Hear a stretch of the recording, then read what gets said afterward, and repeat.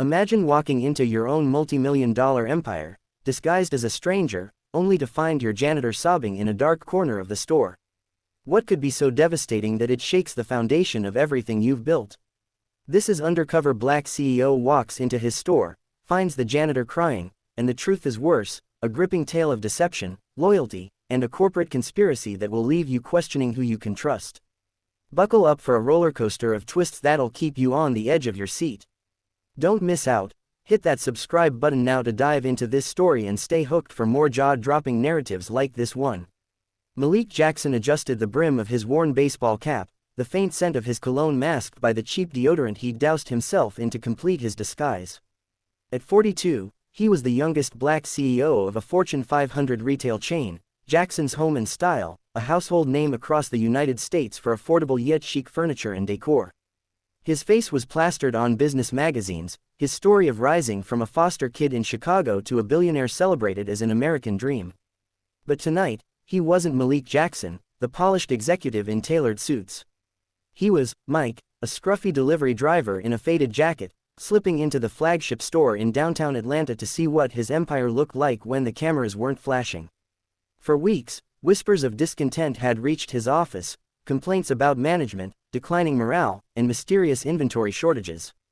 The board dismissed it as typical retail churn, but Malik's gut told him something was wrong. He'd built this company from a single store, and he wasn't about to let it crumble under bureaucracy. So, he went undercover, a tactic he'd used years ago when the company was small, to uncover the truth himself. The store was quiet, the fluorescent lights casting a sterile glow over neatly arranged displays of throw pillows and sleek coffee tables. It was just past closing, and the last customers had trickled out. Malik moved silently, his work boots scuffing against the polished floor, blending in with the late-night delivery crew. He carried a clipboard, pretending to check inventory, but his eyes scanned for details: unorganized shelves, a flickering light, a cashier's station left unattended. Then he heard it, a soft, choked sob echoing from the back of the store near the employee break room. His heart quickened. He followed the sound, weaving through aisles of faux leather sofas, until he reached a dimly lit hallway. There, slumped against a mop bucket, was an older man in a janitor's uniform, his face buried in his hands. His name tag read, Clarence. Malik hesitated, his instincts torn between staying in character and stepping in. "Hey, man, you all right?" he asked, his voice low and rough to match his disguise. Clarence, a wiry man in his late 50s with graying hair, looked up, startled. His eyes were red, his face streaked with tears. Just a rough night," Clarence muttered, wiping his face with a trembling hand. But Malik saw something deeper, fear, not just sadness. He crouched down, keeping his tone casual. "Rough how? You don't look like the type to cry over a spilled bucket." Clarence forced a weak chuckle, but it faded fast. "You don't know the half of it, friend. This place, it ain't what it seems." Malik's stomach tightened. He pressed gently, "What's that mean?" "Bad boss, long hours." Clarence shook his head, glancing nervously down the hall. "It's not the hours. It's them, the managers. They're doing things they shouldn't. Things that'd make Mr. Jackson himself sick if he knew." Malik's blood ran cold, but he kept his face neutral. "Like what?" he asked, leaning closer. Clarence hesitated, then whispered, "They're stealing. Not just a little, big. Inventory's disappearing, thousands of dollars worth. And they're blaming us, the little guys, to cover it up. I heard 'em talking tonight. They're planning something worse, and I don't know what to do." Malik's mind raced. Inventory theft wasn't new in retail, but the scale Clarence hinted at was staggering. And something worse. That sounded like more than just skimming stock. He needed specifics, but he couldn't blow his cover. "You tell anyone, our corporate," Clarence snorted bitterly. "Hours in on it. I tried reporting it last month, and next thing I know, I'm on probation for poor performance. They're all connected, man. I'm just a janitor. Who's gonna believe me?" Malik's jaw clenched. He'd handpicked his HR director, Vanessa Reed, for her integrity. If she was involved, this rot went deeper than he'd feared. Before he could probe further, footsteps echoed down the hall. Clarence scrambled to his feet, grabbing his mop.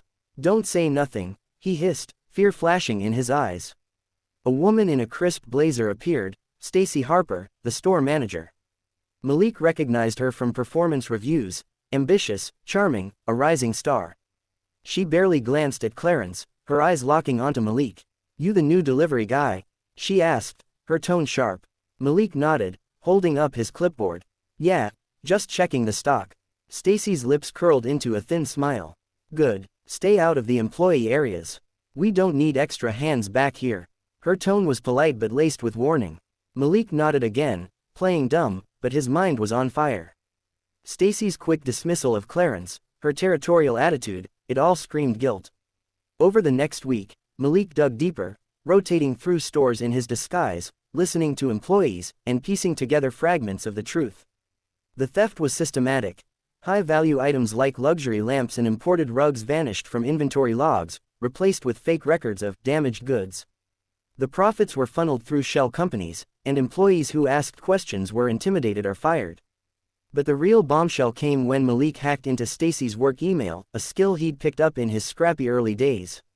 He found encrypted messages to Vanessa Reed and, shockingly, to a board member, Charles Wentworth, a man Malik had trusted for years. The emails hinted at a plan to sell Jackson's to a competitor at a deflated price, pocketing millions in kickbacks while tanking the company's value. The something worse, Clarence feared, was a corporate coup. Malik's world tilted. His company, his legacy, was being gutted by the people he'd trusted most. But he needed proof, hard evidence to take to the authorities without tipping off the conspirators. He enlisted Clarence, who, despite his fear, agreed to help after Malik revealed his true identity in a tense, late-night meeting. "You're Mr. Jackson," Clarence had gasped, his eyes wide. "Why you doing this yourself?" Malik's answer was simple: "Because this company is my family. And nobody messes with my family." Together, they set a trap. Malik fed Stacy false intel about a massive shipment of rare furniture arriving, worth millions. He watched as Stacy and her cronies scrambled to redirect the shipment to their shell company. Meanwhile, Clarence planted hidden cameras in the stockroom, catching Vanessa and Charles on tape discussing the sale of Jackson's. The final twist came when Malik discovered Charles wasn't just after money, he was working for a rival CEO with a personal vendetta against Malik, stemming from a decades-old business deal gone sour. The betrayal cut deep, but Malik didn't flinch. On the night of the sting, Malik walked into the store as himself, no disguise. Flanked by federal agents. Stacy's face drained of color as he confronted her. "You thought you could sell my company out from under me?" he said, his voice steady but thunderous. Charles tried to bolt, but the agents were faster. The evidence was airtight: emails, recordings, financial trails. The conspiracy unraveled, and Jackson's was saved.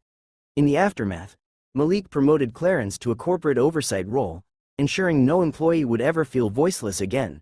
He stood in the same store where it all began, looking at the now empty shelves where the stolen goods had been.